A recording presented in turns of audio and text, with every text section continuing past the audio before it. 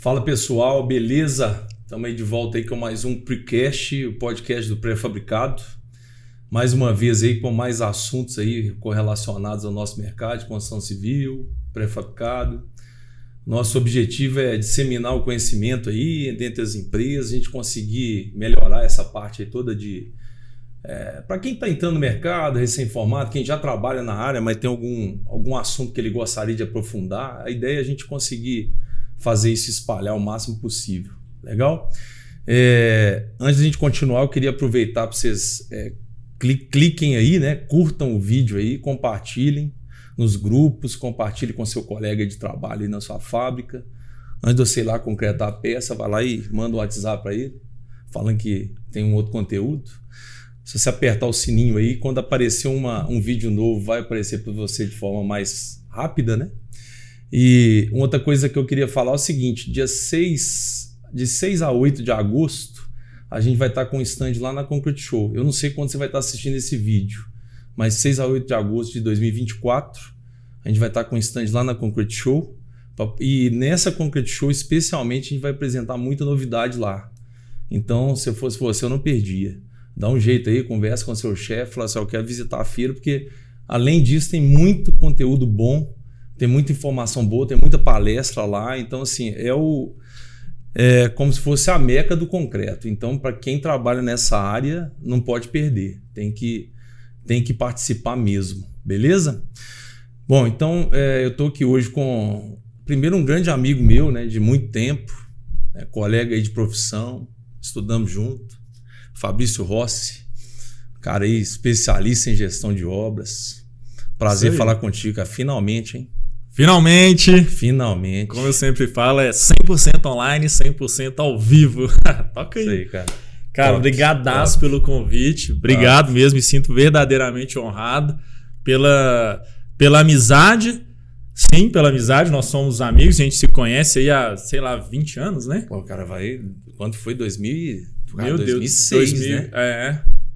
Porra, quase 20 anos, 18 anos. Eu entrei em 2004, né? Você entrou em 2004? Eu entrei em 2004. Não, então, caramba, tempo. 20 anos. Mas, e me sinto honrado por quê? Cara, porque vocês são grandes, gigantes e carreira também, a contribuição que você tem para a engenharia é, assim, absurda, né? E pela admiração que eu tenho por você também, vou falar mais lá na frente, então continua acompanhando, que eu vou trazer uma história do Carlão. Ixi. Pronto. Que nem sei se ele lembra disso, lá de 2007. Essa é de 2007. Eu devia ter deixado quieto essa. Por que eu fui falar isso? Então vamos pra cima. Obrigadaço. Beleza, cara. Legal. Prazer demais. Bom, eu trouxe assim até pro pessoal entender que a gente traz muito conteúdo pré-fabricado, né? Então a gente já trouxe pessoal falando de concreto, de aço, de sistema, de sensor, tudo relacionado à fábrica, né? Sim. E eu falei, vou trazer o Fabrício lá, mas é porque o pessoal esquece que o pré-fabricado é parte de uma obra. Sim. Então, assim, se você não tem gestão de obra, que é a especialidade que você faz, nada vai funcionar. Então, primeiro eu queria que você contasse um pouquinho aí como é que foi essa jornada sua. Sim. E aí você pode falar lá quando você começou lá com o pedreirão, por favor. Tá. Essa história é sensacional. Tá. E como é que você está essa ligação sua aí com obra? Como é que foi essa jornada sua aí na história? Legal. Para começar, eu sou engenheiro civil, igual você, arquiteto urbanista. Você fez arquitetura. Eu fiz as duas faculdades ao mesmo tempo. Fazia uma de manhã e uma à noite. Comecei no técnico em edificações, né? Que eu fiz o técnico também lá no Cefet. Então nós estamos... E aí... Depois que eu me formei, eu não tinha engenheiro na família. Eu sou o primeiro engenheiro civil da minha família, o primeiro arquiteto urbanista da minha família. E aí, cara, sei lá, eu gosto de obra, acredito que é desde quando eu tinha 5, 6 anos e o meu pai estava construindo a casa da frente. Porque a gente morava aqui... No fundo? Aqui a gente chama de barracão, né? Né? Você mora no barracão, eu também no fundo. Morava. Aí meu pai construiu a casa da frente. Legal. Ele começou em 1990, a gente mudou em 97. É normal. Foi rápido. Não, com hora extra e tal. Pô, velho, meu pai ralou pra caramba, velho. Bravo.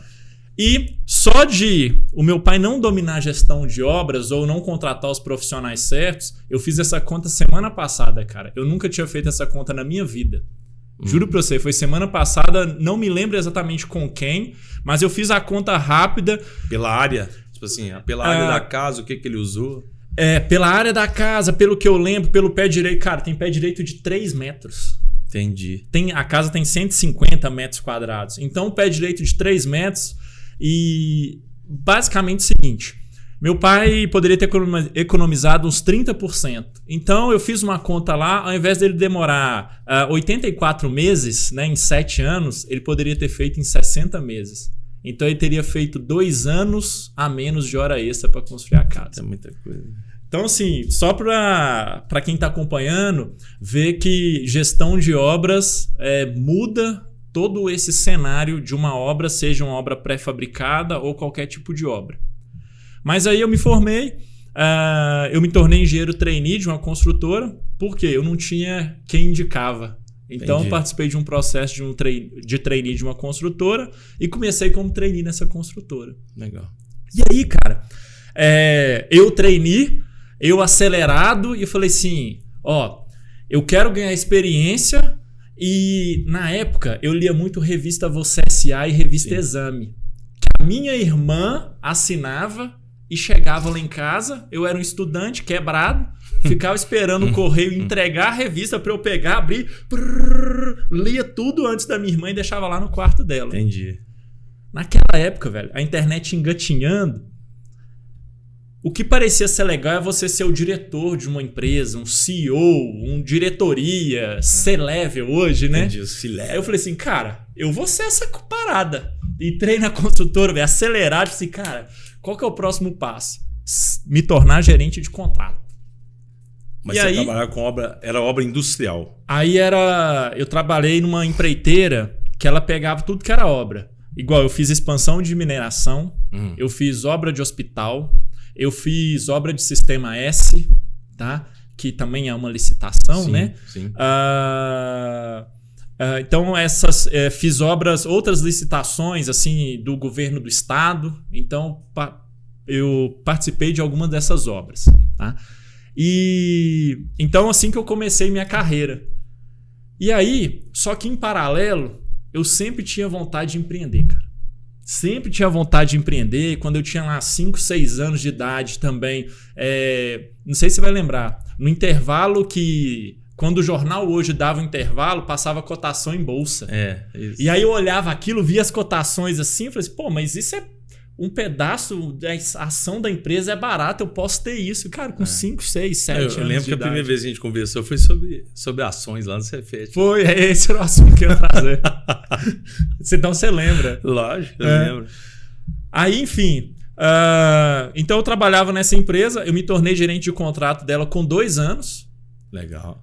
Com 2 anos, eu me fazia a mesma obra que os engenheiros que tinham 40 anos de idade, 45, ou seja, que tem a minha idade hoje, né? Eu tinha lá 24 anos, eu já fazia a mesma obra que eles faziam. E aí eu percebi que os caras não davam resultado. Então, que eles eram um termo que eu chamo de tocador de obras. Tocador de obra é aquele engenheiro que ele só se preocupa com a produção. O pedreiro está produzindo, o gesseiro está produzindo, a obra está andando.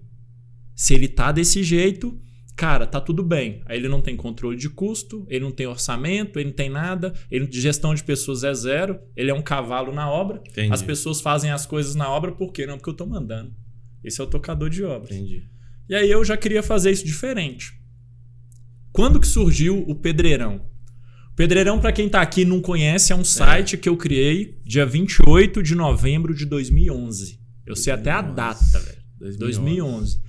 A internet era tudo mato e mato grosso. Não era mato já cortado, mata virgem. Eu queria falar de obra para mais pessoas. Por que eu criei o site?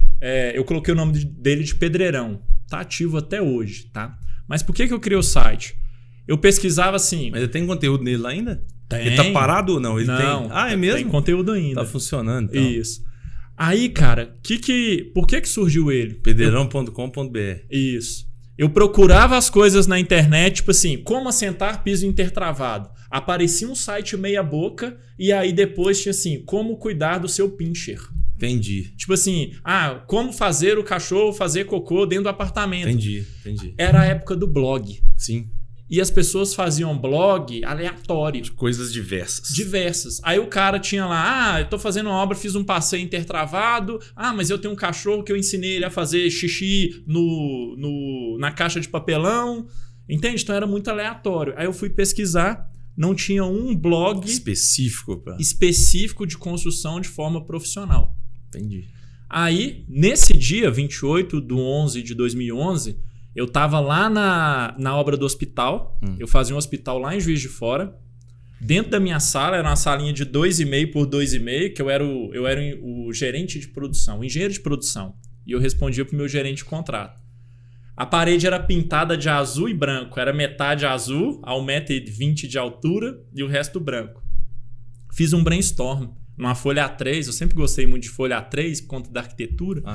Fui fazendo um brainstorm e falei assim, cara, não quero nada tipo assim, engenheiro não sei o que lá, engenharia, etc. Eu falei assim, quero ser um nome disruptivo. Fui fazendo lá e aí cheguei no nome do Pedreirão. Aí eu falei assim, da hora, mas esse irão me incomoda. Entendi. Aí eu fiquei com aquilo uma semana, tipo assim, cara, gostei, mas esse irão de tipo assim, pedreirão vai ficar difícil. E acabou que pegou, entendeu? E aí de 2011 a 2015, o meu foco foi todo no Pedreirão. Com 6 meses, foi assim, ó, eu criei ele. Com 3 meses ele tinha 1.000 acessos por dia.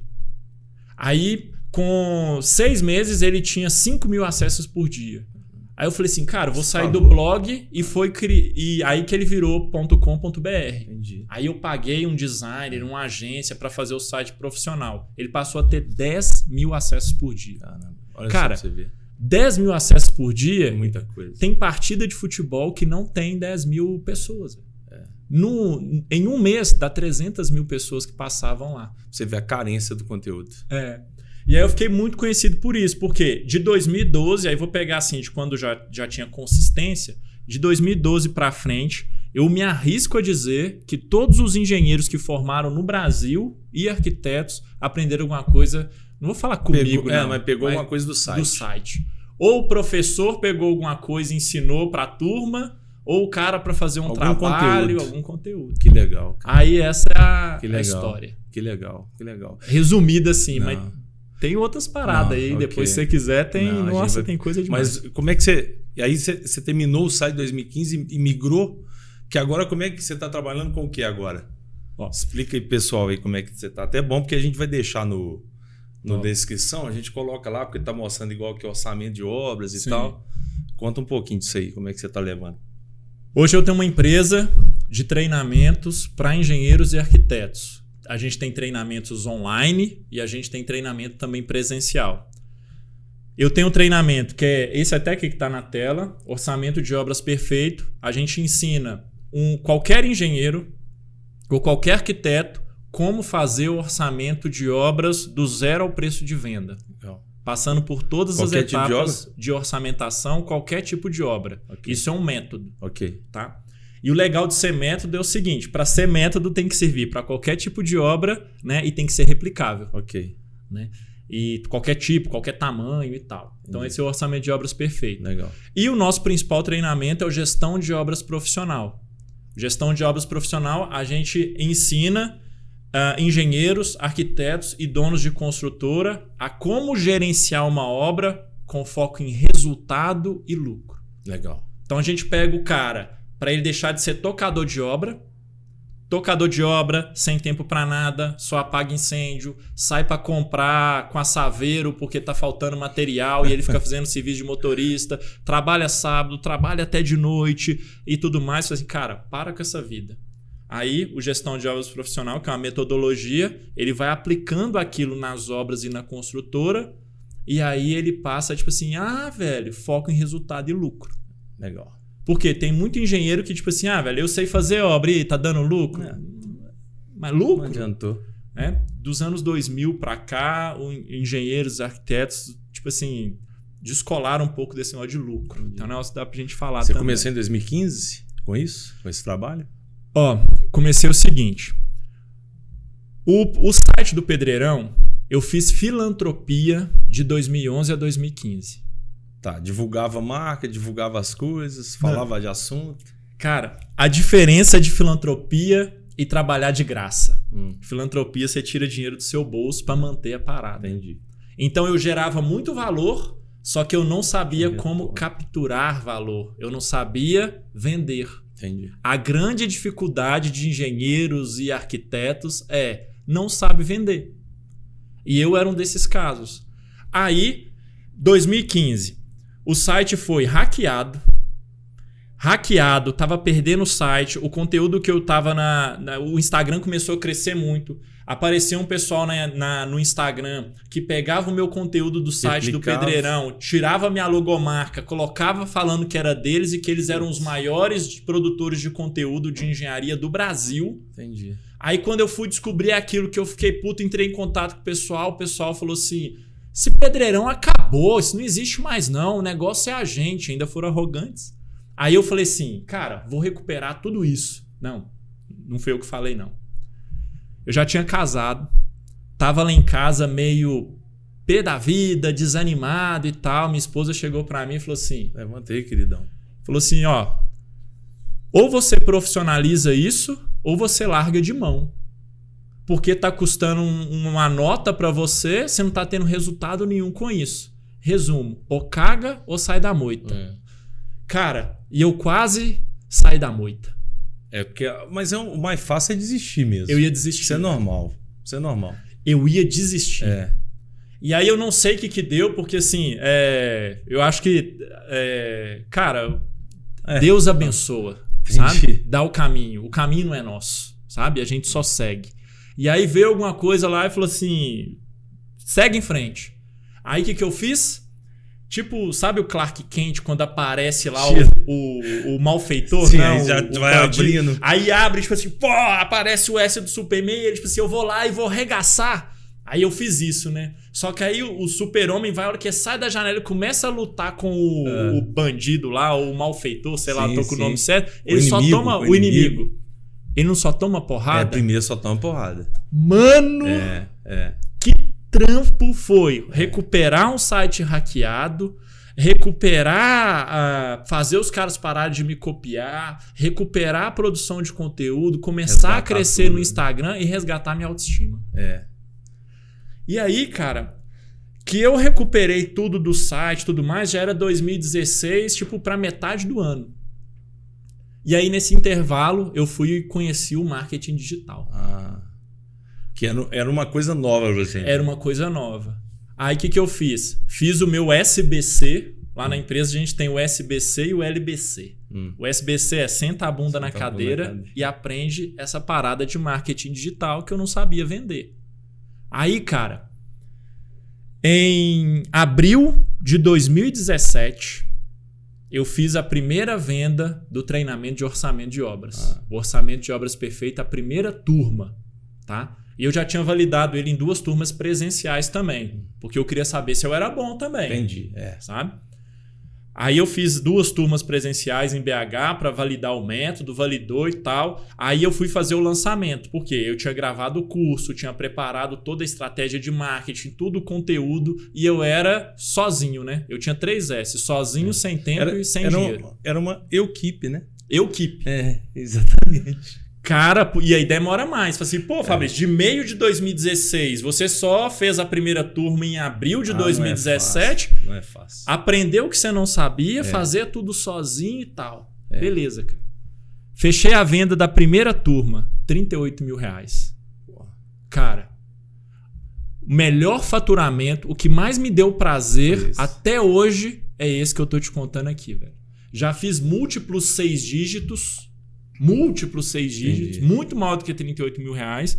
E aqueles R$38 mil, cara, o dia que eu fechei o carrinho na sexta-feira, eu não fechei assim, fechei exatamente a que venda, fechava. Né, do curso, né? Não, fechava sexta-feira R$23,59. Entendi. Era a época do primeiro nível do marketing digital. Não é muito minha área. Eu saí da empresa às 5h30 da tarde. Cara, coloquei a música do carro no talo, baixei os vidros, fui cantando até minha casa como se fosse assim um menino que tivesse dado o primeiro beijo. Mas E isso que De 2012 a 2015, eu já tinha gasto uns 90 mil. Só com a manutenção. Então eu tava em débito de 60. Mas, cara, nossa senhora. É um alívio. Aí foi assim que Legal. Surgiu a empresa e foi essa a segunda fase da história. Então hoje a empresa ela surgiu nessa primeira venda, sabe? Nesse primeiro treinamento. Hoje a gente tem quase 8 mil alunos. Pô, isso aí, ó. E assim, eu quis trazer muito essa questão da obra, né? Igual eu te falei, que a gente estava conversando aqui antes, porque, igual eu te perguntei, eu falei assim, Fabrício, quem que você conhecia que entendia de pré-fabricado lá na engenharia? Zero, ninguém.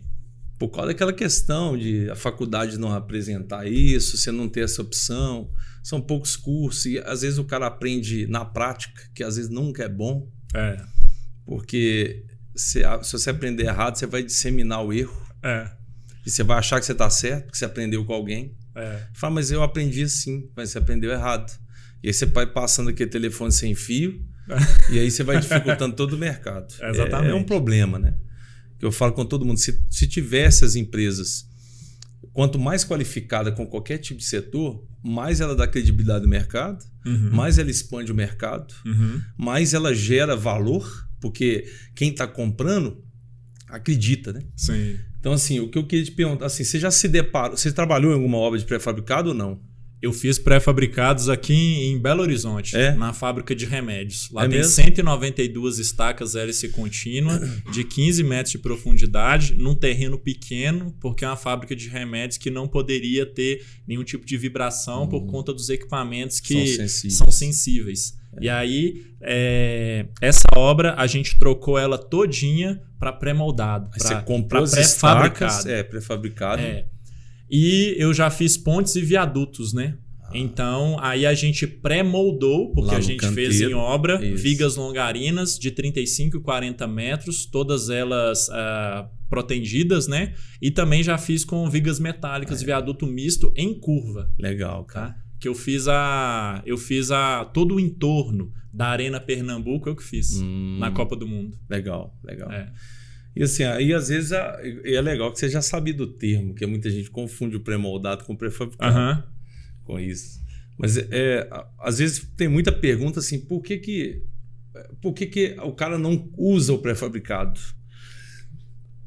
E a gente tá falando aqui de Minas, né? Porque Minas tem uma cultura um pouco diferente com isso, né? No resto do Brasil. Tem muitos clientes no sul que tem muito mais disseminado. Por que você acha que o pessoal não usa o pré-fabricado? Você tem alguma noção disso? Cara, o pessoal não usa pré-fabricado porque acha que vai ficar mais caro e que não vai ter acesso fácil ao comercial da empresa de pré-moldado. Olha só. Ele acha que, tipo assim, vou ligar na empresa de pré-moldado. O pessoal acha que vai dificultar muito e tal. Então, o pessoal não tem aquela noção de, tipo assim, a empresa de pré-fabricado, ela tá de braços abertos te esperando.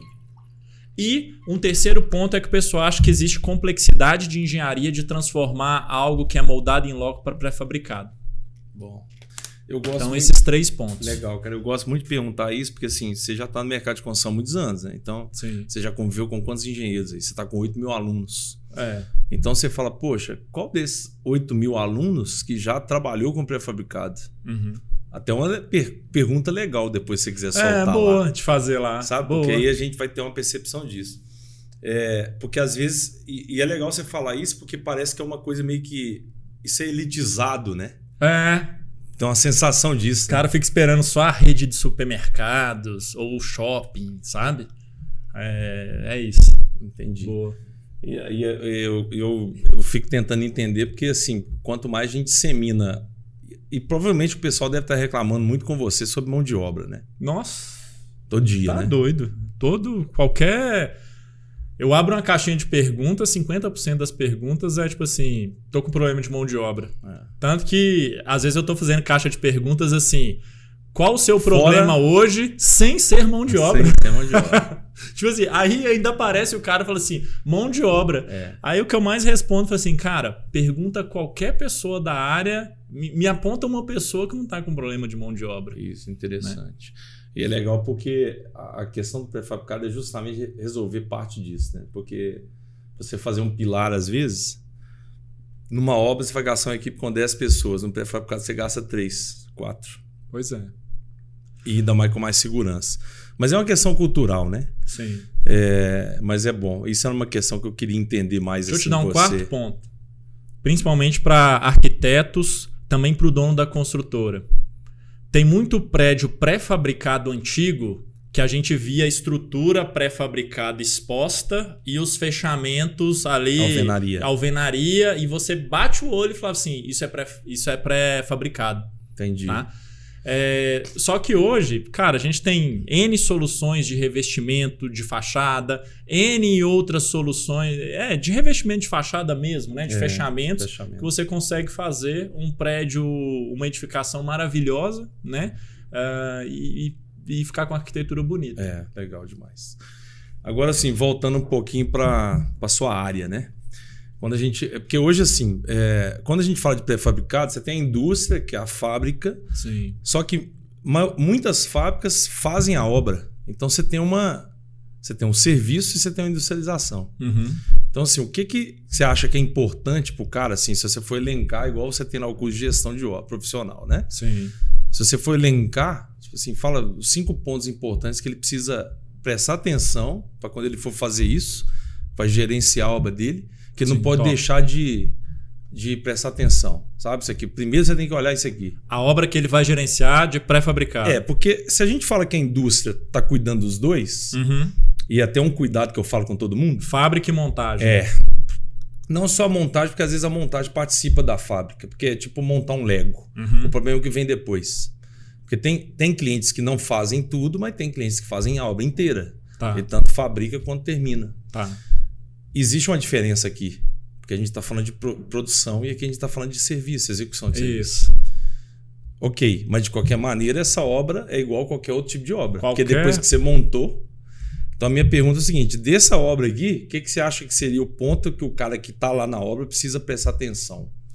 Elencar isso aí. Vou elencar os 5 aqui. Ou então que você falar, não, vou elencar alguns, aí só você tem vai... 3. Eu falei 5, mas pode ter. Aí você vai e me pergunta, tipo assim, detalhe e tudo mais. Ó, todas as obras, se for gerenciar qualquer tipo de obra, tá? Você tem que cuidar para você fazer uma gestão profissional, tá? E é o seguinte, o escopo da obra. O que é escopo? O engenheiro às vezes tem dificuldade de definir o que é escopo, cara. Engenheiros, arquitetos e tal. A gente fala muito isso na fábrica, o escopo da obra. E aí, escopo não é só essas 6 letrinhas que o pessoal fica julgando para lá e para cá. Escopo é o que será construído. Pronto. Escopo na engenharia, né? Quem trabalha com obra é o que será construído. Então tem que ter um domínio total desse escopo. Depois, gestão de prazo. Gestão de prazo, já dando detalhe, quando eu trabalhava lá atrás na construtora, com os tocadores de obra, eu chegava na obra, aí eu lembro que o meu chefe falava assim, essa obra tem que terminar dia tal. É uma informação secundária em gestão de prazo. Por quê? Para você gerenciar o prazo da obra, a data mais importante é quando termina a etapa que você está fazendo agora e quando termina a seguinte. E quando começa a seguinte. Tá? Repete essa aí, porque essa aí repete essa aí pra galera decorar. Pra galera decorar. Isso, Você que tá aí, isso, dono de construtora, gerente de contrato, você que trabalha numa obra, igual quando eu era engenheiro de campo. Isso. Eu lembro que eu chegava na obra, meu chefe lá, tocador de obra, gerente de contrato e tal, chegava na obra, aí eu chegava lá novinho, né? Aí o pessoal falava assim, essa obra termina dia tal. É uma informação secundária. Isso não tem muita relevância. Para a gestão de prazo, a data mais importante é que dia eu termino a etapa que eu estou fazendo e que dia eu começo a próxima. Legal. Por quê? Se você termina todas as etapas no prazo, a data final é uma consequência.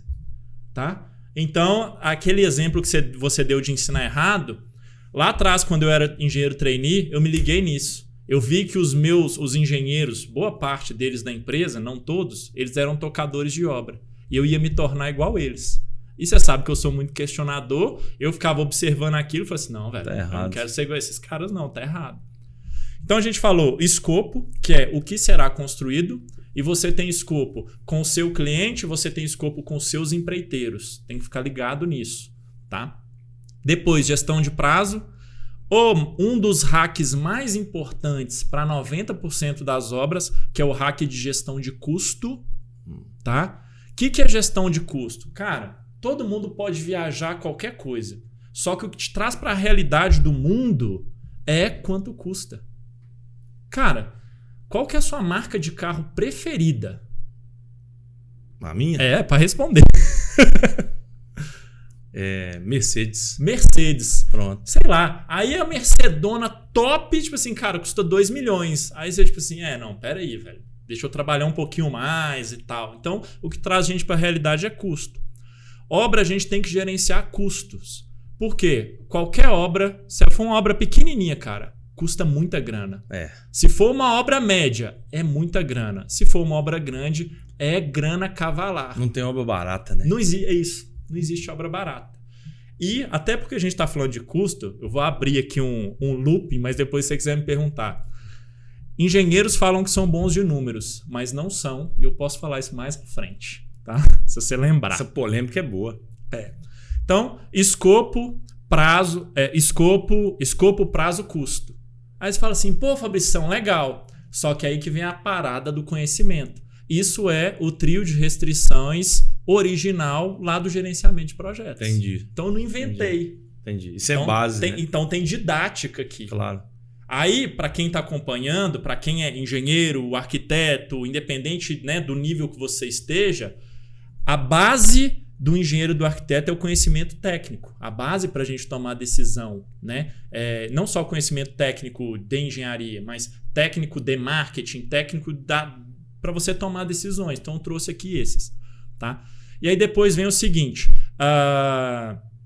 segurança do trabalho e qualidade. Segurança do trabalho é porque, cara, não precisa eu dar detalhes, as pessoas trabalho e a construção civil a gente é um ambiente inseguro, né? A gente sempre tem grau de risco 3 ou 4, né? Outra coisa, e qualidade. Qualidade, para nós engenheiros e arquitetos e profissionais, não é a qualidade do cliente final. O que é qualidade para o cliente final que comprou um apartamento? Entrar no apartamento, nossa, pintura linda, ar-condicionado lindo, piso lindo, nossa, o apartamento tem muita qualidade. Qualidade para a gente é todas as etapas serem realizadas dentro da melhor técnica para não ter retrabalho, porque retrabalho é prejuízo. Perfeito. Então, escopo, prazo, custo, segurança, qualidade. Perfeito. E aí o bônus. Onde você mais vai ter problema? Gestão de pessoas. É gestão de cliente, gestão de equipe de back office, gestão de equipe de operacional. Empreiteiro. Né? Empreiteiro. Que está dentro do operacional. Que vai estar dentro do operacional. Fiscalização, fornecedor, né? E é isso. Então trouxe 6 áreas. Foi. E isso é a base do gestão de obras profissional, por exemplo. Legal. É isso. Legal. Tá. E acontece muito disso, você falando disso, que eu lembro assim, às vezes, quando a gente negligencia uma delas, alguma coisa dá errado. Sim. Sempre vai dar, porque não é nem uma tríade, não. Você tem um apoio ali, não tem jeito de funcionar. Porque ou você vai ser pressionado pelo prazo, ou você vai ter um Ministério do Trabalho de sacola, ou você vai ter um problema da obra da infiltração, de ter qualquer problema. Então, assim, você vai vendo as patologias de cada setor. Não tem jeito de fugir. Vou fazer minha obra sem segurança. Não tem jeito. Fazer minha obra sem qualidade. Não tem jeito, entendeu? E você abrir mão. Sabe por que eu tô rindo aqui? Cara, é tipo assim, quando eu gosto muito das coisas, ou eu começo a ficar rindo, que eu fico muito empolgado, ou eu começo a falar assim, cara, isso é lindo. Isso é lindo. Porque eu fico muito empolgado. Você pegou um negócio na veia que eu falo sempre. E eu gosto muito de desenvolvimento pessoal também, tá? Particularmente, o que eu gosto. Além da engenharia, eu gosto de desenvolvimento pessoal, eu gosto de finanças e dentro desse desenvolvimento pessoal, hoje eu gosto da parte mais como é que eu vou dizer? Espiritual. Ok. Que eu era um cara totalmente descolado disso, tá? Mas tem me ajudado bastante. Tudo na vida é feito para dar errado. Você fala assim, como assim, Fabrição? Eu sei que é contraproducente. Mas o que eu quero dizer é o seguinte.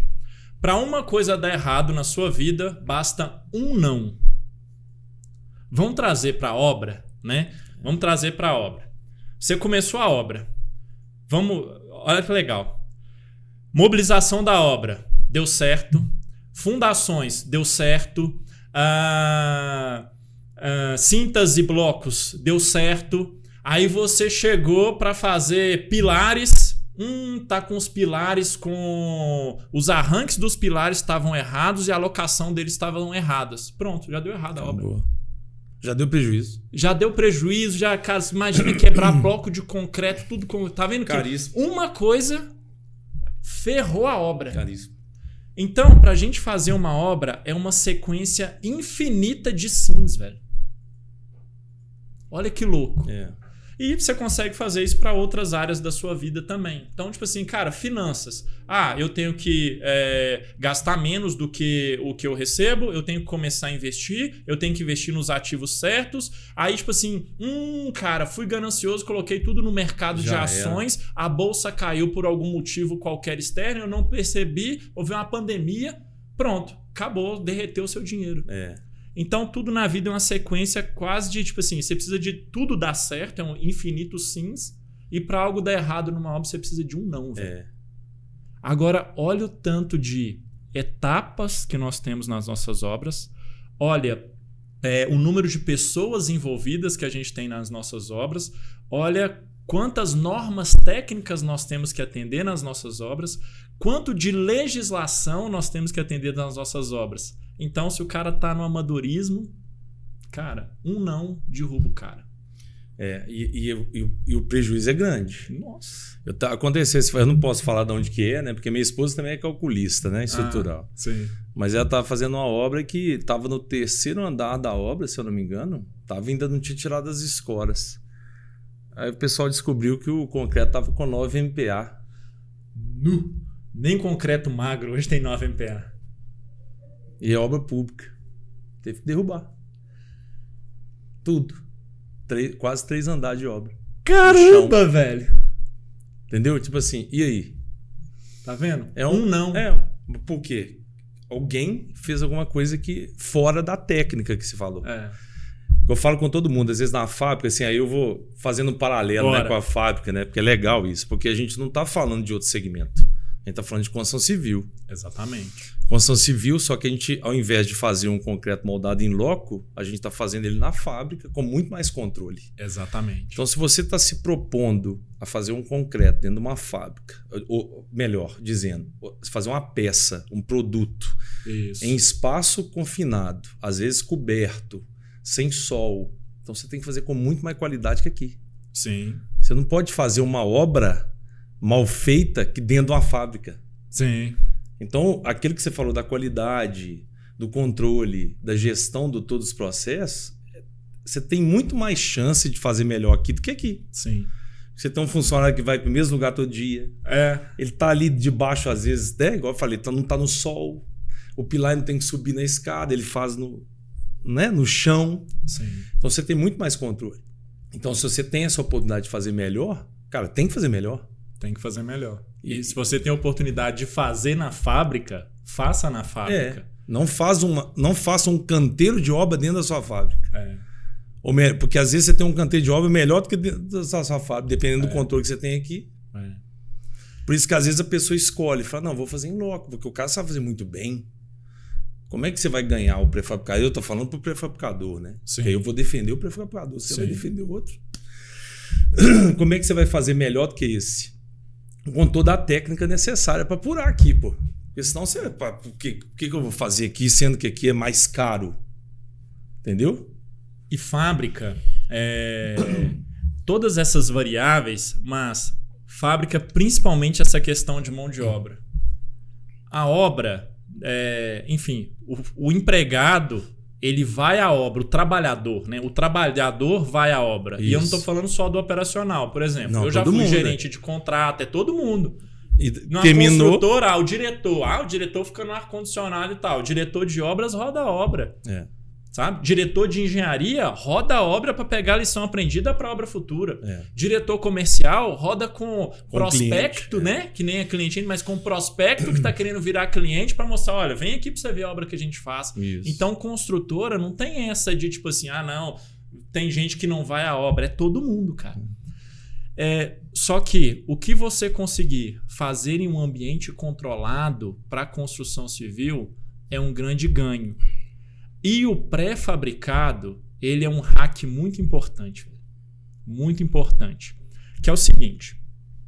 Quando você vai gerenciar uma obra, a maioria das pessoas, quem não domina a gestão de obras mesmo, fala assim, cara, o que é importante em uma obra? A maioria das pessoas vai falar assim, custo, prazo, qualidade. O pessoal vai falar custo, prazo, qualidade. Custo, prazo, qualidade. Porque não conhece gerenciamento de projetos e tudo mais. Mas olha só. Pegando custo, prazo e qualidade, é o seguinte.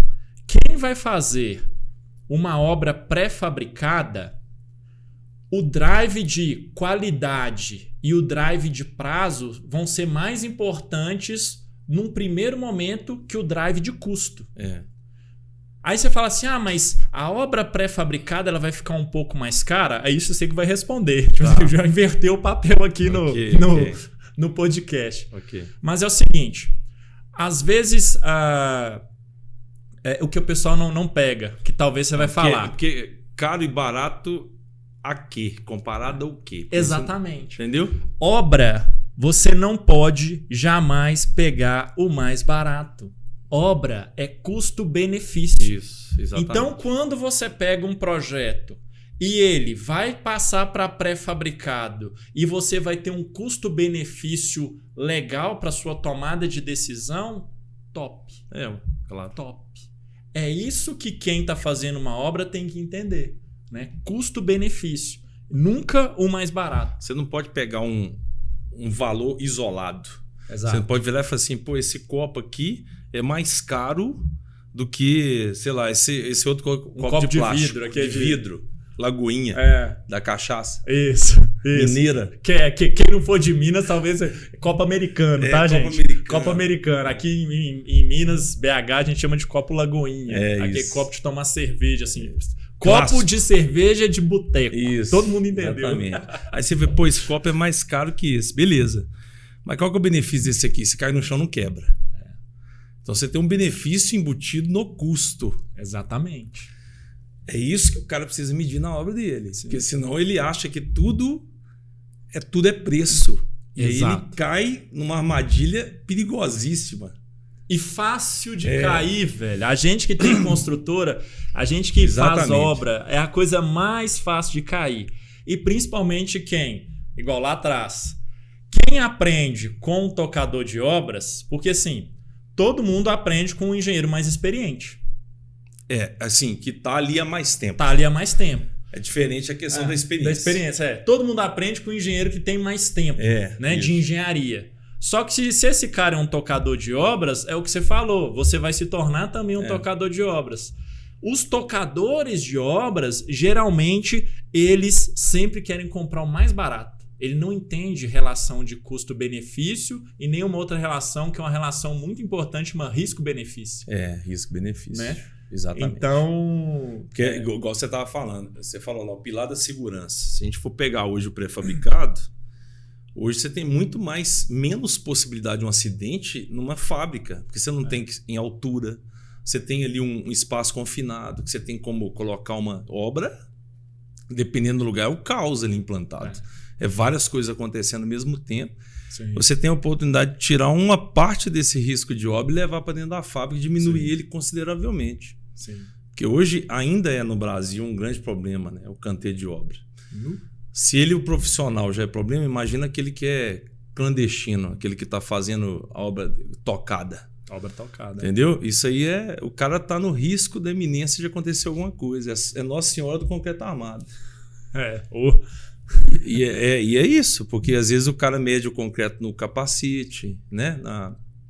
Joga ali qualquer coisa da areia ali, a areia já está ali misturada com terra e vão jogar no concreto.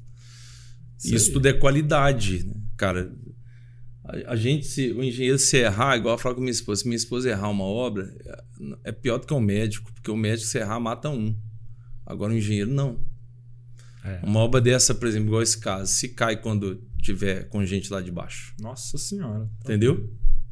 A responsabilidade que a gente tem. Isso é com tudo. Eu falo com o pessoal na fábrica, cara, você tem que inspecionar o que o cara está colocando dentro do concreto, o aço. Porque se ele esquecer de colocar uma barra de 25, nossa, entendeu? Senhora. Às vezes ele não leu, porque ali você tem um projeto, tem uma linhazinha ali que você leu. Aí o cara às vezes está rápido, tá no dia, ele está na correria, não viu a barra de 25, não colocou. Sim. Aquele caso do viaduto ali que aconteceu, quase que foi isso. Aí, vou trazer isso dentro para dentro de gestão de obras, tá? E nesse caso de gestão de obras, gestão de qualidade.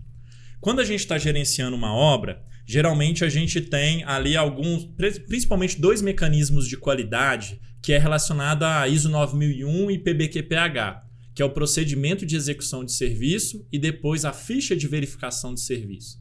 Cara, eu não gosto da ficha de verificação de serviço. Por quê? Porque é um documento reativo. Eu estou verificando um serviço. Isso aqui ficou errado. Beleza, já eu retrabalho, custo, já errou, velho. Tá vendo que é reativo? É tipo um atestado de erro, Atestado de erro. Então a ficha de verificação de serviço, velho, ela é um documento, tipo assim, atestado de bosta. Entendi. Entende? Entendi. Aí você fala assim, pô, Fabrição, e o procedimento de execução de serviço? Procedimento de execução de serviço, ele acontece antes de iniciar o serviço. Procedimento de execução de serviço, você pega o responsável pela execução daquele serviço, por exemplo, um encarregado, tá? Você vai mostrar para ele como que é no projeto, você vai tirar as dúvidas dele, você vai falar como que é na norma técnica, você, engenheiro, vai falar como que você quer que faça, você vai treinar, vai mostrar para ele quais são as ferramentas e os equipamentos que ele vai precisar. Então você vai passar toda essa orientação para ele e quem está aqui de gestão de obras, essa parte de execução, é o seguinte, ele vai começar a executar. Então, se ele seguir o procedimento, ele não vai errar. O procedimento de execução de serviço, ele é um documento ativo para a qualidade da sua obra. Enquanto a desgrama da FVS, velho, é reativo. Então, eu odeio o FVS. Atestado de burrice. Eu não gosto de FVS. E o procedimento de execução de serviço... Quanto menos, pior, né? Quanto menos, melhor. Isso. E o procedimento de execução de serviço, como que você vai fazer isso certo na sua obra? Olha que louco, velho.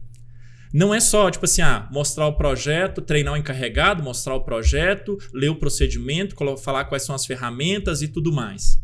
Cara, o procedimento de execução de serviço, ele segue um PDCA. Tá? Okay. Por quê? Quando você mostra o procedimento de execução de serviço para o seu encarregado, mostra o projeto e mostra para ele como que vai ser essa nova etapa da obra, você está fazendo o P do PDCA, que é pleno, né? Depois eu vou te contar uma história, só para ligar com esse negócio do PDCA. Aí o que vai acontecer? Tem gente que faz assim na obra.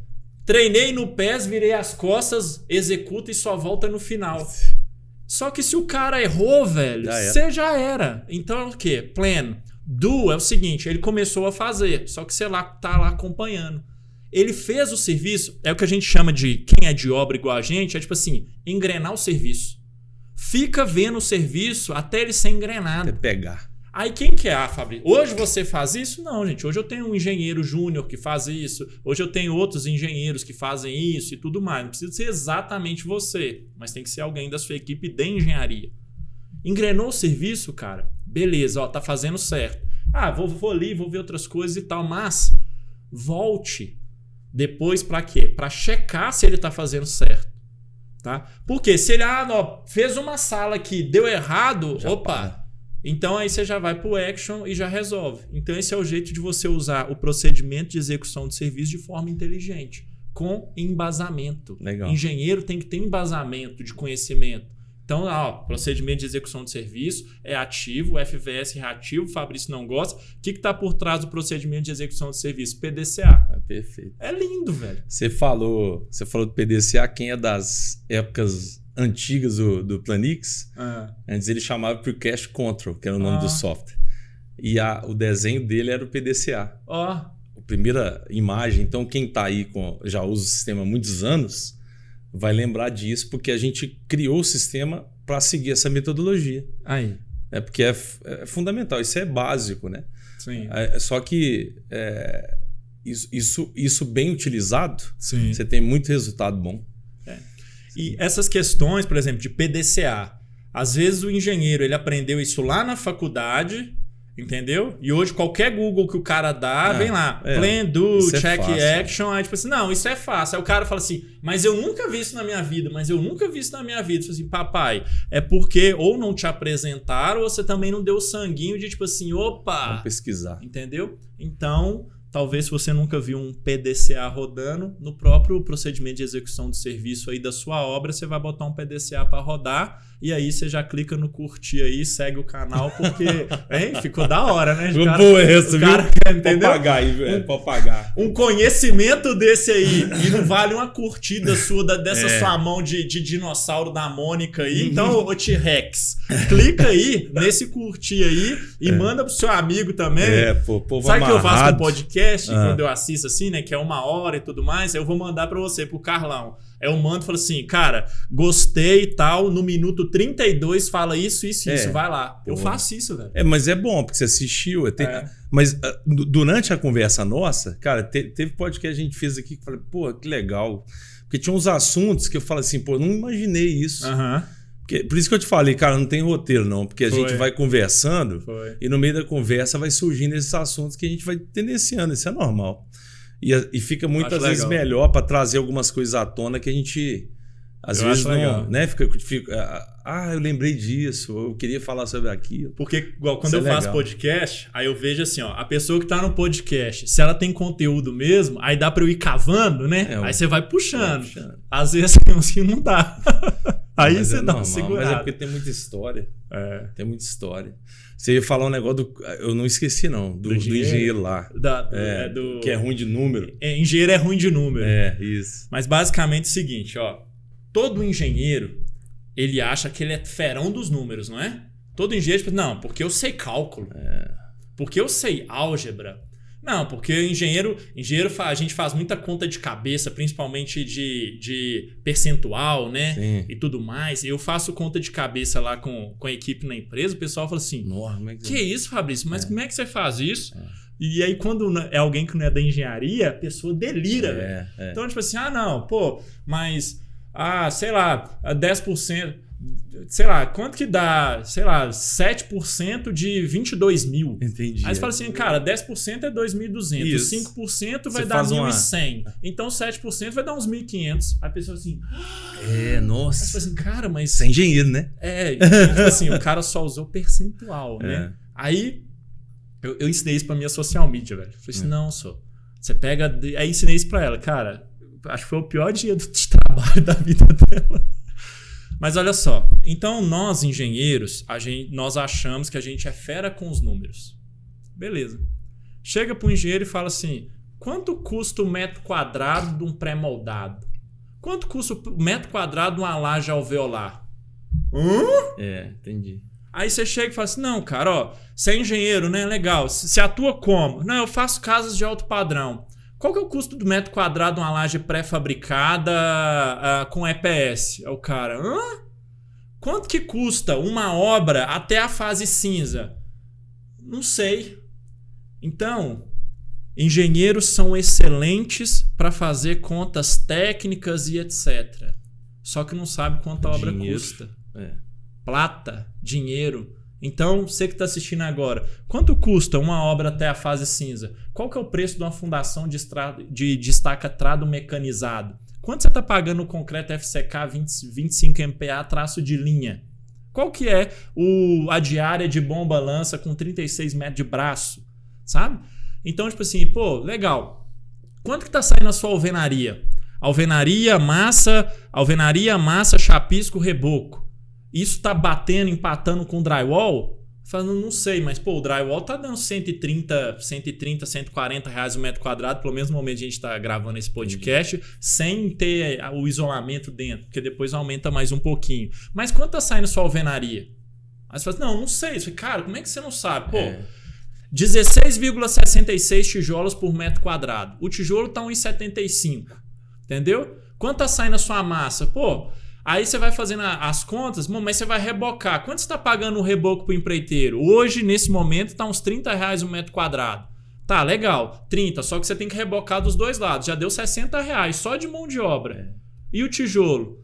Pô, 1,75 vezes 17 vai dar mais uns R$30 aí um metro quadrado. Já foi para 90. E o custo do chapisco, o custo da massa que a gente não colocou aqui ainda. Aí você fala assim, cara, tem muita gente aqui que está assistindo nesse momento, que se faz edificações, talvez está pagando o mesmo preço na alvenaria que ele podia estar fazendo no drywall. E outras coisas. A gente estava na feira de construção modular em São Paulo agora, essa semana passada, né? Off-site. Fui lá. Cara, tem coisa lá que você vai pagar tipo quase 80% do valor da alvenaria. Tá vendo? Mas porque se você não tem esse valor, esse número na mão, esse valor, esse custo, você está achando que você está pagando pouco. Quando eu faço mentoria, eu tenho uma mentoria high ticket que é só para dono de construtora. Não é dono de construtora, não pode entrar nela. Não tem equipe de pelo menos 3 pessoas na construtora, também não pode entrar nela, porque senão o cara não tem braço para aplicar o plano de ação que eu passo para ele. Okay. Tá? E então ela tem uma barreira de entrada. Você tem que ser empreendedor, você tem que faturar mais de R$2 milhões por ano e você tem que ter pelo menos 3 pessoas na sua equipe. Legal. Aí, cara, tem gente que chega na mentoria e fala assim, não sei calcular BDI. Eu falo assim, cara, qual que é o BDI da sua obra? Não sei calcular o BDI da minha obra. Eu falo assim, qual que é a margem de lucro das suas obras? Qual que é o seu ticket médio? Aí vou fazendo perguntas de orçamento, custo, preço de venda, custo de escritório. Aí o pessoal que é dono de consultora não sabe. Então você fala assim, pô, mas você é o ferão que fala que sabe dominar aí, sei lá, integral dupla, tripla e essas contas que eu dei exemplo. O que é importante no mundo dos negócios? Cara, basicamente as 4 operações fundamentais mais percentual, quanto está custando, quanto você está vendendo, diferença o seu lucro, seus impostos e aí... o engenheiro que está à frente de uma obra, para gerenciar uma obra, a maioria das decisões que você toma, o custo é importante. Demais. Nas grandes decisões sempre vai ter custo. É que você falou lá atrás, não tem obra barata, não existe isso. Qualquer coisa que você faça de uma obra, um retrabalho que você faça já é muita coisa. É muito dinheiro que está envolvido naquela alteração. Isso. Então, assim, hoje a gente fez sondagem de manhã antes de eu vir para cá. Hoje a gente fez sondagem numa obra nova. Aí, tipo assim, tem engenheiro que é tipo assim, sondagem. Eu preciso de ter ali 15 golpes. Ali, né, para dar nega é 15 golpes, para descer 15 centímetros. Aí, tipo assim, terminou a sondagem, tô fazendo um SPT, deu tantos metros. Aí chega lá no pessoal que tá executando lá, esse último metro, foram quantos golpes? Aí o cara sabe esses números. Tudo. Mas quanto que ficou aquilo ali? Quanto que é? Quanto que ficou? Quanto vai ser a fundação? Quanto que vai ser o trado mecanizado? Então, tipo assim, a hélice contínua custa 3 vezes mais que o trado mecanizado, tá? E então, não é que engenheiro é ruim de número. Muitos estão colocando muita atenção nos números errados. Entendi. Isso é lindo, cara. Isso é lindo. Muda vidas. Não tem um gerente de obras que não domine custos. Entendi. Tá? Não tem um cara que gerencia uma obra profissionalmente que não domine custos. Se você está aí com dificuldade de custos, provavelmente você está tocando obra e está tocando a sua construtora. Entendi. Louco, né? Porque senão você fica navegando sem rumo. Você não tem direção ali, você vai... Às vezes você cobre o prejuízo de uma obra com o lucro da outra. E aí você acha que você está ganhando dinheiro e na verdade você está jogando pelo ralo. E pode economizar em muita coisa. Quando a gente está fazendo... a obra lá, eu falo muito isso com o pessoal. A gente tem alguns pontos muito no pré-fabricado principalmente. Se você, por exemplo, o custo de transporte e montagem, que é o guindaste, são caros. Sim. Então, um dia de guindaste, uma carreta para transportar uma peça de BH para... Não sei quanto está agora o valor disso, porque eu já não estou mais atuando, né? Mas dependendo do frete, é 5 mil, 6 mil, 8 mil reais. Uma carreta. Às vezes por peça, né? Porque às vezes vai uma peça. Vai uma peça. Uma peça por carreta. Uma peça de 20 toneladas vai uma peça. Uma peça. Uma peça de 15 toneladas vai uma peça. E aí você imagina você mandar a peça errada. Entendeu? E acontece. Por causa de quê? Por causa do controle, da organização. Que é a mesma coisa que a gente está falando. Que é a fluxo. gestão. É gestão. Porque se você está fazendo isso, se você não controla a sua obra, igual você falou, se você não tem um controle em cima da sua obra, o risco de acontecer o não, que você falou que é o erro, né? Ali, Sim.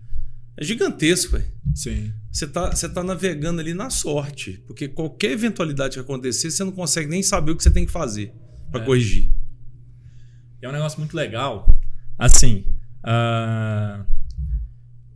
eu tive na FEICOM, né? Nesse ano, eu tive na FEICOM.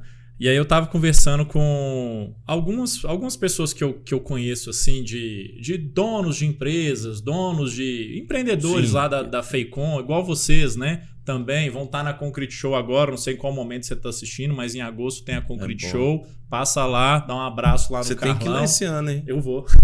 Só que eu vou um dia só. Não, mas então eu vou passar bem. lá. Aí, eu tava conversando com várias pessoas, inclusive o pessoal de software, de tecnologia e tudo mais, falaram assim, olha, nunca os custos tiveram tão em evidência. Porque antes era assim, é o pessoal de... Era qualquer outra coisa. É estruturas. Tá na moda de fundações. Tá na moda disso e tal. Custos nunca tiveram tão no centro de importância da construção civil igual tá agora. Tá? E a forma de gerenciar mudou muito para os custos estarem no centro da gestão da sua obra, da sua construtora. O que você falou de... às vezes uma obra dá prejuízo... E aí outra obra tem que cobrir. Ou uma obra deu lucro, só que a outra deu no prejuízo e vai ter que cobrir. Você empatou. Tem construtora que não separa, tá lá com 5 obras. Aí eu chego para prestar uma consultoria e eu falo assim, deixa eu ver o centro de custo de cada uma das obras. Aí o pessoal assim... O que é centro de custo? Centro de custo de obra? Mas você tá falando de quê? Aí, tipo assim, quando já dá a resposta, eu já sei que, tipo assim, mas vocês estão com... Então... Pega as 5 obras, pega o custo e joga tudo numa conta só. Aí ele não consegue apurar o custo por obra. E o jeito certo é, cara, quanto a obra está custando, quanto a obra está faturando. Então você tem o centro de custo para chegar no final saber o resultado por obra. Então tem construtora ainda que não separa as obras por centro de custo. E aí você não consegue saber o seguinte, a obra 1 me deu 30%. Exato. A obra 2 me deu 10%. A obra 3 me deu, empatei. Então não sabe. Não sabe. Você não sabe nem onde atuar desse jeito. Porque se estiver escapando dinheiro pelo ralo, qual que você tem que ir lá para poder socorrer? Agora eu te contar um negócio muito louco. Uma história muito louca, assim. Poucas pessoas perceberam isso. Você percebeu que está no mercado também há muito tempo. Mas você sabe por que essa cultura de não controlar custos, a gente vem arrastando ela... E aí hoje, né, de um certo tempo para cá, muitas construtoras vêm quebrando por conta desse problema. Sabe o que ocasionou isso? Deixa eu contar aqui. Olha só. Até os anos 2000, o terreno era barato e a mão de obra era barata. Então, é igual. Hoje ainda tem construtora que faz obra sem ter um orçamento executivo. Só que até os anos 2000, você conseguia fazer isso por quê? Terreno barato, mão de obra barata. Meu custo de obra está aqui. Preço de venda aqui. Qualquer coisa olha a diferença, olha a margem de lucro. Sim. Cara, errei, vacilei, tive um prejuízo, não gastei concreto a mais e tal, veio pra cá, velho. Olha o tamanho desse lucro. Entendeu? Aí você fala assim, e aí, Fabrício, o que aconteceu? Minha Casa Minha Vida 1, 2006/2007. Quando lançou Minha Casa Minha Vida 1, então você tinha um custo aqui, um preço de venda aqui. Só que a partir do Minha Casa Minha Vida 1, aconteceu o seguinte, o custo de obra veio para cá, começou a subir. Por que ele começou a subir? Programa do governo, incentivo, o terrenista descobriu que é o seguinte, antes o seu pai tinha um terreno lá no bairro que valia X mil. Aí ele vendia, nem sabia que era fazer um prédio e tal, o cara ia construir um prédio lá. Só que depois começou a todo mundo saber o seguinte, não, meu terreno pode ser construído um prédio. Então meu terreno não vale 100, ele vale 200. Os terrenos ficaram mais caros. A mão de obra não começou a ficar escassa? Pô, sumiu. É difícil, igual fazer. É difícil encontrar um filho de pedreiro que quer ser pedreiro. Meu pai era torneiro mecânico. Então, você não. Desde pequeno, a minha mãe falou assim: vai estudar para você não puxar carroça. A minha mãe falou assim: vocês têm que fazer faculdade. Então a minha mãe chipou a gente pra gente, tipo assim, cara, eu não seria torneiro mecânico. Então eu já vim chipado, né, nessa forma. Então a mão de obra começou a ser escassa. Por exemplo, eu é tipo assim, cara, eu era pra ser um torneiro mecânico. Não, já não sou. A mesma coisa que você falou. Pedreiro, o filho do pedreiro não vai ser pedreiro. É difícil. Então a mão de obra ficou mais cara, o terreno ficou mais caro. Olha a margem. Vai diminuindo. Aí depois veio Minha Casa Minha Vida 2. Aí diminuiu mais ainda. Fora a concorrência também, né? Aí aumentou a concorrência. Todo mundo quer fazer. Vieram outros fatores. Veio o smartphone, diminuiu mais ainda a mão de obra e tudo mais. Então, quando a gente chega hoje, um empreendimento imobiliário hoje, ele é desenvolvido, qualquer um, tá? Prédio, casa, supermercado, shopping, etc. Ele é do preço de venda, que é um preço de mercado. Primeiro você sabe por quanto você vai vender. Depois você faz quanto vai custar. A margem hoje é muito mais apertada, Carlão. Qualquer erro é fatal. Qualquer erro é fatal. Antes não era. Qualquer coisa que você fazia... Por isso que o cara fazia um prédio, às vezes, sem engenheiro, do jeito que estava, subia e vendia e acabou. Não tinha tanto. Louco isso, né? Não, fora também a questão de legislação, né? De fiscalização também, que você tem mais critério para poder fazer. Exames. Hoje lá na empresa offline, eu liguei pro pessoal essa semana, foi essa semana mesmo, foi na segunda ou na terça-feira, liguei lá pra Amanda e perguntei para ela assim, cara, quanto tá custando hoje um profissional que a gente tá fichando que tem que fazer trabalho em altura? Ela falou assim, os exames básicos, R$360. De exame. Por pessoa. Então, enfim. Vai subindo tudo, né? Vai subindo tudo. Vai subindo. Fabrição, cara, a gente já tá quase chegando no final aí, bicho. Passou rapidaço. Rapidão, que isso? Parece que comecei agora. Mas aí eu queria que você deixasse um recado aí pro pessoal, falasse um pouco aí do que os cursos, o trabalho que você faz, sua rede social, a gente pode deixar na descrição. Isso aí o Ericão coloca lá. Joia. Deixar lá descrito para quem quiser te seguir aí, né? Entender um pouquinho mais do trabalho que você faz, do curso, da sua empresa. Agora, dá uma mensagem final aí pro pessoal aí com relação à sua experiência de vida aí que você tem. Joia. Obrigado. Vamos lá. Mensagem que eu quero deixar para quem chegou até aqui, né? Primeiro, obrigado, né? Por ter chegado até aqui, né, Carlão? Tudo. Então deve ter sido... Esse é vencedor. Gostou da... Então, esse é cara, vencedor. Parabéns pra você. Você conseguiu. Mas olha só. A mensagem que eu quero deixar para vocês é o seguinte. Depois da educação e do trabalho, velho, nada supera educação e trabalho, velho. Nada supera educação e trabalho. Então é tipo assim, cara, Deus te abençoando e vai fazendo a sua parte que as coisas vão acontecer. Só que é o seguinte, cara, educação e trabalho. Tudo que eu conquistei na minha vida até hoje é basicamente por educação e trabalho. Legal. Então você tem que fazer. E não desanime. E nesse momento, nesse caminho, aí você vai ajudando os outros. Porque você só consegue ajudar quem tá caído se você estiver de pé. Então, tipo assim, cara, não sejam dois caídos, entendeu? Esteja lá de pé e segue acreditando no que você está fazendo. Não fica batendo cabeça na parede, não, velho. Tá errado, muda e tudo mais. Mas não é pra desistir, não, entende? Entendi. Então, tipo assim, segue o que você tá fazendo e o jogo é de longo prazo, velho. Os mais novos querem ter resultado muito rápido, velho. E o jogo, ele é de longo prazo. Então vai semeando para você fazer isso no longo prazo. E quem quiser leia Os Segredos da Mente Milionária, porque mudou minha vida em 2007. Entendeu? Legal. O livro que mudou a minha vida foi em 2007. Porque foi assim, eu já tinha as minhas ideias lá, que eu achava como que tinham que ser, mas eu não tinha referência. Hoje a gente tem mentoria, pessoas mais experientes e tudo mais, acompanha muita coisa na internet, igual esse podcast, né? Talvez você chegou até aqui. Você tem acesso à informação, é mais fácil. Mas aí, a virada de chave para mim foi quando eu li o livro Os Segredos da Mente Milionária. Porque ali, tipo assim, cara, é alguém que fez tudo o que eu acho que funciona, assim.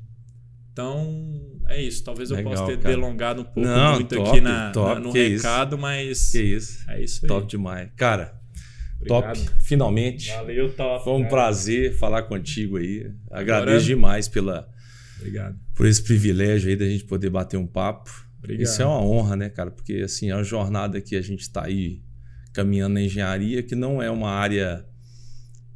hoje, na engenharia, até eu falo um pouquinho pro pessoal, é o setor menos desenvolvido da indústria. Ele está atrás até da pesca, de áreas que já estão até a agricultura. Você vê o agro aí, né? Então, não tem... E a gente precisa... É papel nosso como engenheiro fazer isso ser cada vez melhor. Sim. Porque senão o legado que você deixa é um legado de tristeza. Eu não quero isso. Não. Eu quero que lá na frente, quando o pessoal fala, pô, a engenharia cresceu, avançou demais. Olha como é que já está muito mais tecnológico, como é que está mais organizado. Sim. Você criar esse gosto da pessoa ver e falar assim, pô, é igual você ver um carro de Fórmula 1, você fala, poxa, olha que tecnologia. Eu sou apaixonado por Fórmula 1. É isso, eu também. Então... E todo mundo que está aqui assistindo é o seguinte...